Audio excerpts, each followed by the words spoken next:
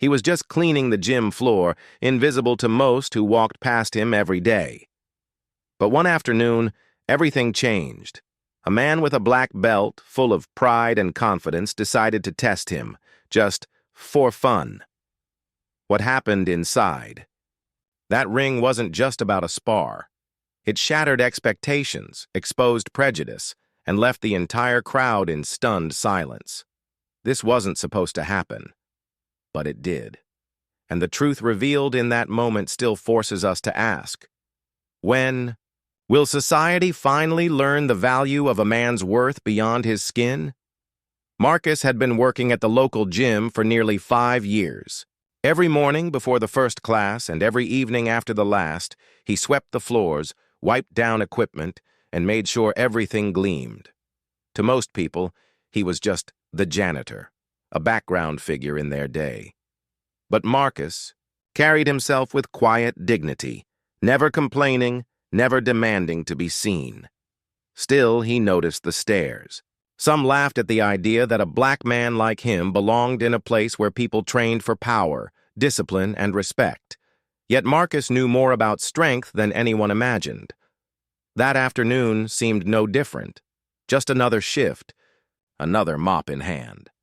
But what Marcus didn't know was that a single challenge, thrown casually and carelessly, would push him from the shadows into the center of the gym, and into a moment that no one would ever forget. The gym was alive with energy that afternoon, weights clanging, sneakers squeaking against the mats, the sharp sound of fists hitting heavy bags. Marcus moved quietly through the room, collecting towels, sweeping dust into his pan, invisible as always. But then, the sound that froze him. A voice, loud enough to cut through the noise. "Hey, janitor, you ever step in the ring?" The words carried a sting. It wasn't curiosity, it was mockery. Heads turned. A man with a black belt stood at the center of the mats, arms folded, eyes narrowed. He was a local martial arts champion, known for his speed and skill. His challenge wasn't offered as respect, it was entertainment.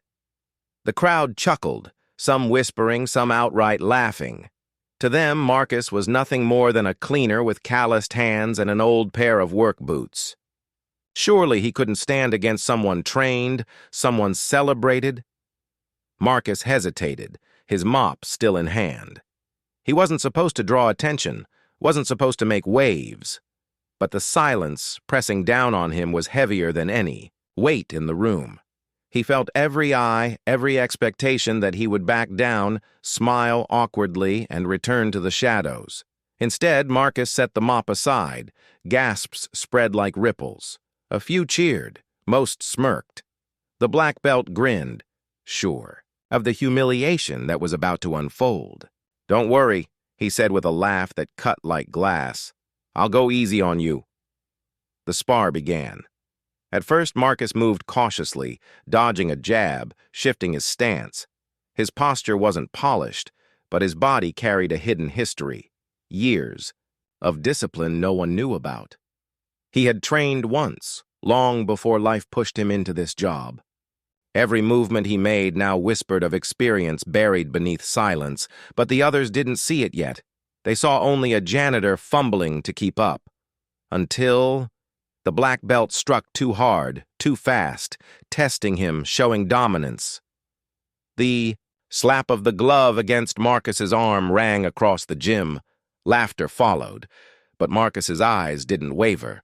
He adjusted, he countered, and when he finally moved forward with precision, the room shifted. His strike landed sharp and clean, unexpected, undeniable. The laughter stopped. Whispers filled the space. "Wait! He can fight?" The champion frowned, his playful grin fading. The air grew heavier. This was no longer a joke, no longer an easy spar for laughs. It was a test, and Marcus had just proven he wouldn't break. But the worst part wasn't the blows exchanged. It was the way the crowd looked at him, shock mixed with disbelief, as though skill, strength, and dignity didn't belong in his hands. as though the very idea of a black janitor holding his own was unnatural, and that disbelief cut deeper than any strike. The fight wasn't over. The tension wasn't done building.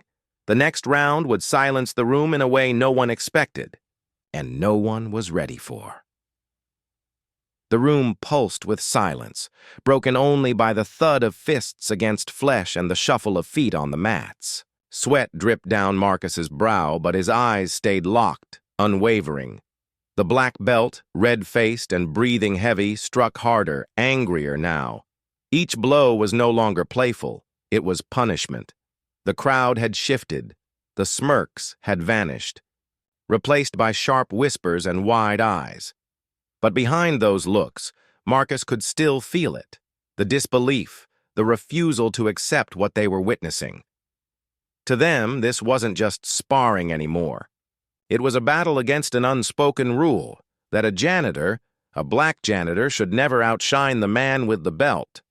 A kick came fast, aiming for his ribs. Marcus staggered but didn't fall. Gasps echoed. He steadied himself, his body remembering every hidden hour he had once spent training in silence. With one swift move, he countered, landing a strike so precise, so undeniable, that the black belt stumbled backward across the mat. The gym froze. No one moved. No one breathed. The champion himself stood stunned, as if the world had tilted, out of place. And then, it happened. Instead of acknowledgement, instead of respect, came the sound Marcus dreaded most, slow, sarcastic clapping from the corner of the room. A voice rang out, mocking, "Guess even a janitor gets lucky once." Laughter followed, jagged and cruel, shattering the fragile silence. The victory he had earned was stolen in an instant, twisted into a spectacle, stripped of dignity. His strength wasn't celebrated, it was ridiculed because of who he was and the skin he lived in. Marcus stood there, chest rising and falling, the sting of injustice heavier than any bruise. He had proven himself. He had shown his worth. But the world around him wasn't ready to see it. And in that moment, as the echo of laughter burned in his ears, Marcus realized the fight was never really about fists or belts. It was about something far deeper. Something he might never truly win. But what happened next would silence every single voice in that room. The laughter faded, but the silence that followed was louder than anything Marcus had ever heard. The black belt, still shaken, refused to meet his eyes. Some in the crowd turned away, embarrassed, not because they had mocked him, but because they had been proven wrong. Others stared at him with the same disbelief, unwilling to accept what they had just witnessed. Marcus didn't raise his arms in victory. He didn't celebrate. He simply picked up his mop, the same tool that had defined him in their eyes, and walked off the mat. To him, the real fight had never been about beating a black belt. It was about surviving the weight of a world that demanded he stay invisible. That day, the gym never looked at him the same way again. But it wasn't admiration he carried with him. It was a reminder that even when you prove yourself, racism finds a way to steal the moment, to twist triumph into shame. Marcus's story isn't just his.